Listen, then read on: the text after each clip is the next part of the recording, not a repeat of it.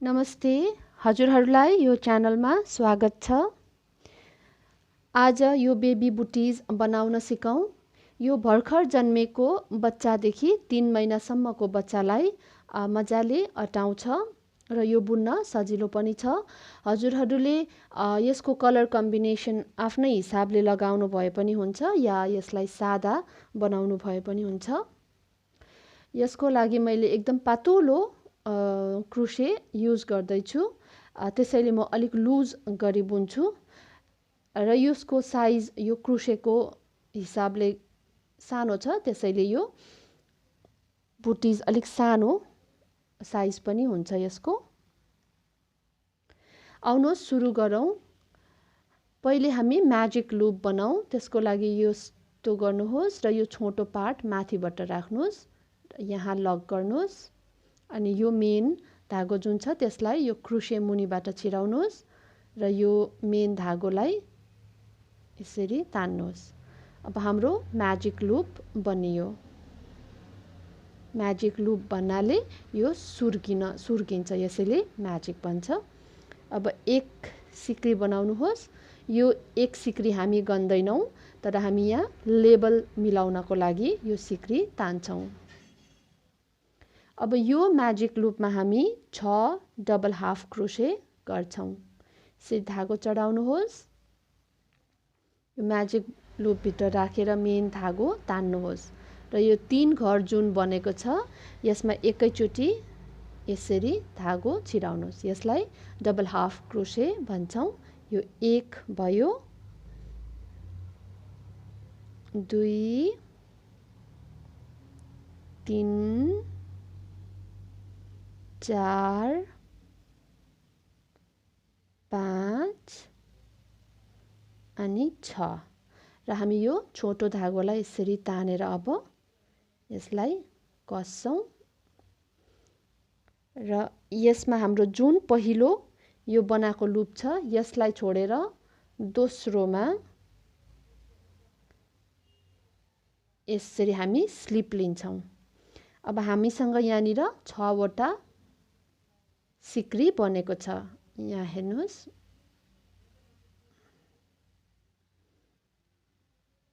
एक 2 3 4 5 6। अब यो 6 सिक्रीमा प्रत्येक एक सिक्रीमा डबल हाफ क्रोशे गर्छौँ, 2 वटा डबल हाफ क्रोशे गर्छौँ। त्यसको लागि एक सिक्री तान्नुहोस् जुन चाहिँ हामी गन्दैनौँ र त्यसपछि यो डबल हाफ क्रोशे पहिलोमा 1 2, दोस्रोमा पनि 1 2, तेस्रोमा 1 2, चौथोमा 1 2, पाँचौँमा 1 2 अनि यो अन्तिम छैठौँमा 1 2 र यो पहिलो बनाएको सिक्री छोडेर दोस्रोमा हामी स्लिप गरेर यसलाई बन्द गर्छौँ।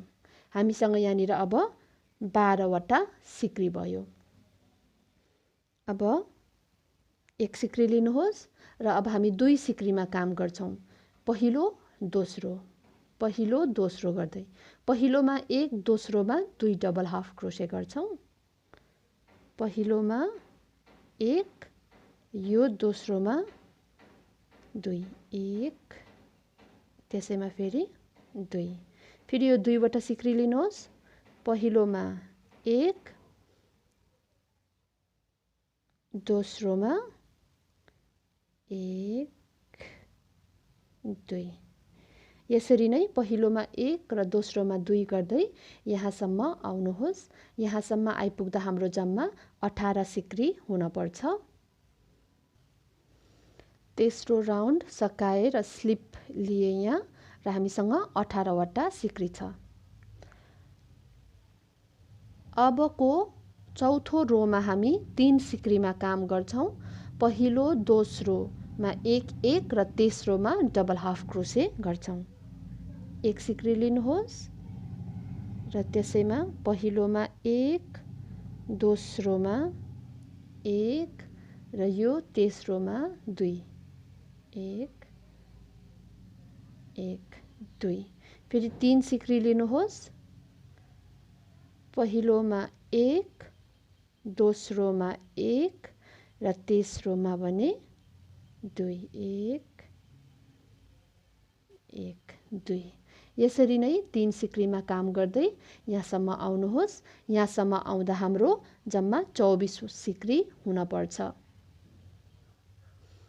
चौथो रोको यो अन्तिम सिक्रीमा 2 डबल हाफ क्रोशे र हामी एक छोडेर अर्कोमा स्लिप अब हामीसँग यहाँनिर जम्मा 24 सिक्री छ अब हामी बढाउँदैनौं यही 24 सिक्रीमा रिपिट गर्छौं प्रत्येक सिक्रीमा एक एक डबल हाफ क्रोशे गर्दै जम्मा 7 रो बुन्छौं यो कलरले 1 2 3 4 रो कम्प्लिट भएको छ अब 3 रो कम्प्लिट गर्नुहोस् एक सिक्री लिनुहोस् र प्रत्येक सिक्रीमा एक डबल हाफ क्रोशे अर्कोमा एक अर्कोमा एक अर्कोमा एक यसरी नै हजुरले 3 रो अझै माथि बुनेर जम्मा 7 रो बनाउनुहोस् यो 7औं रोको अन्त्यमा आइसके र पहिलो छोडेर हामी दोस्रोमा स्लिप लिन्छौं यहाँ हेर्नुस् 7 भयो 1 2 3 4 5 6 7 अब भने हामी अर्को धागो फेर्छौं र यसलाई हामीले काटिदिदा हुन्छ पहिला अर्को धागो लगाउनुहोस् यसरी तान्ने र यसलाई कस दिने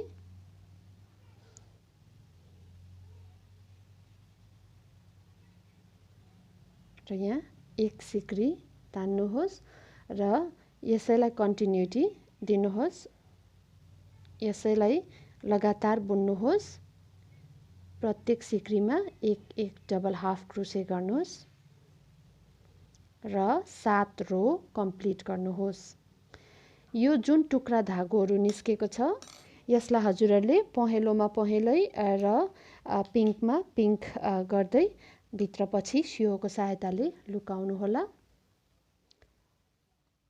यसरी 1 2 3 4 5 6 7 यो 7 रो कन्टिन्यू गरेर पुरा गर्नुहोस् हेर्नुहोस् यो 7 रो बुनेर कम्प्लिट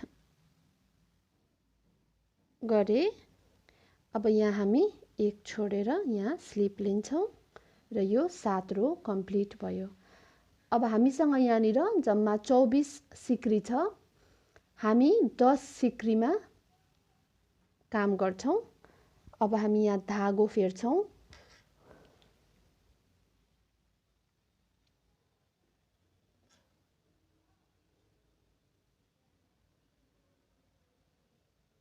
र यसलाई कसिदिने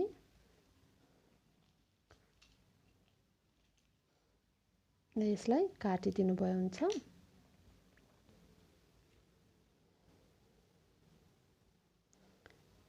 एक सिक्री लिनुहोस् र हामी 10 वटा सिक्रीमा एक एक डबल हाफ क्रोशे गर्छौं 1 2 3 4 5 6 7 8 9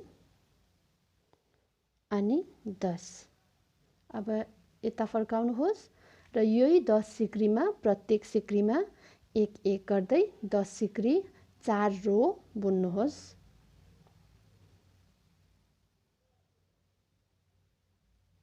पहिला एक सिक्री तान्नुहोस्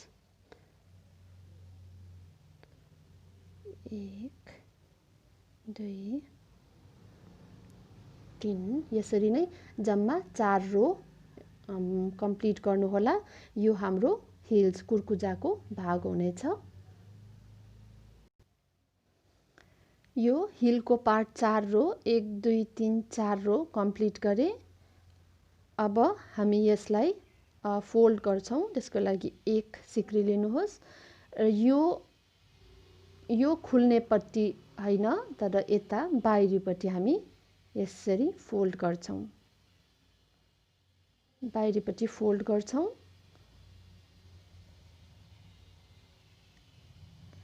र हामी यसमा पहिलो र यो पहिलोमा राखेर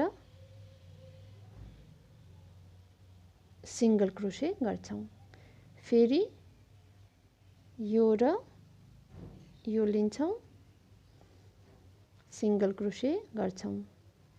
यो धागो नचढाइकन सिंगल क्रोशे भन्नाले यहाँ र यहाँ दुईपट्टिको लिनुहोस् र यसरी बुन्नुहोस्।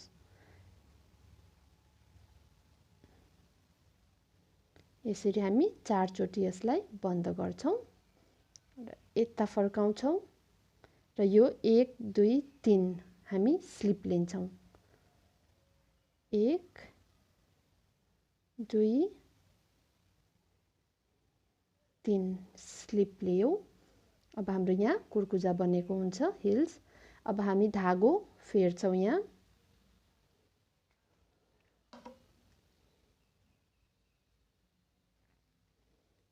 म यो रङको धागो लगाउँदै छु। यसलाई कसिदिनुस्। एउटा मात्रै तानेर एक सिक्री बनाउनुहोस्। अब यसलाई यसरी ठेल्दिनुहोस्। यो हाम्रो कुर्कुजा भयो यता। अब हामी यता सुल्टापट्टि बुन्छौं।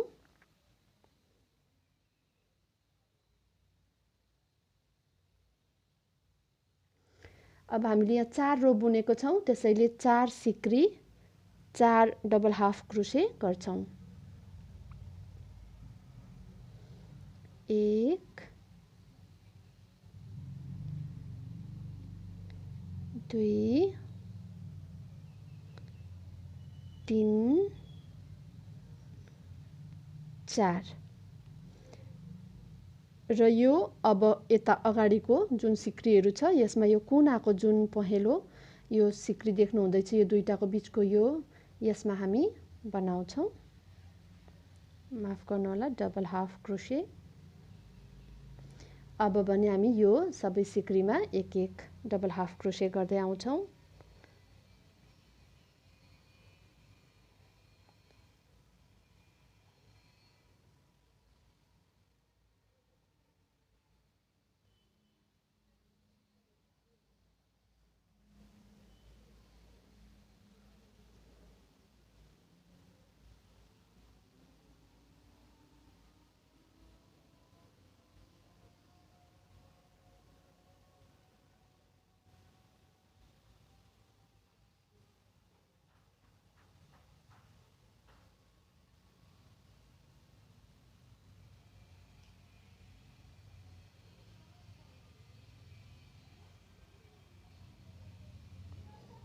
तेह्र, यो 14। यो अगाडिको भाग 14 भयो हाम्रो। अघि 10 हिलमा गयो, अगाडि 14 भाग रहेको थियो। अब यो कुनाको भाग हामी एक डबल क्रोशे गर्छौं, डबल हाफ क्रोशे, र यहाँ फेरि 4 वटा डबल हाफ क्रोशे गर्छौं। 1 2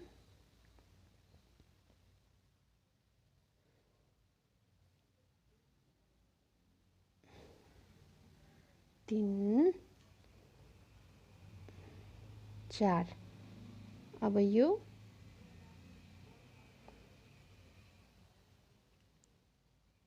यो पहिलोमा यो पहिलो सिक्री छोडेर दोस्रोमा हामी यसरी स्लिप लिन्छौं। अब हामीसँग यहाँनिर यहाँको 4 र बीचमा 1 उठाको 5, यतापट्टि 5 10 र अगाडिको 14 वटा सिक्री छ।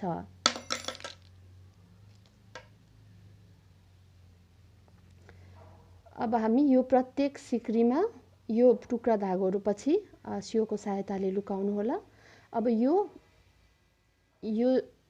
प्रत्येक सिक्रीमा एक एक डबल हाफ क्रोशे गर्दै हामी 1 2 3 4 रो कम्प्लिट गर्छौं।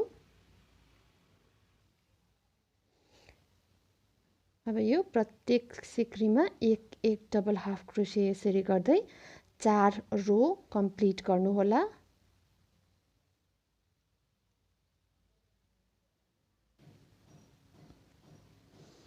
यहाँ 4 रो कम्प्लिट भयो। अब हामी एक सिक्री तान्छौं र यो प्रत्येक सिक्रीमा स्लिप मात्रै गर्छौं। यो स्लिप गर्दा अलिक लुज गर्नुहोस् होला। यसरी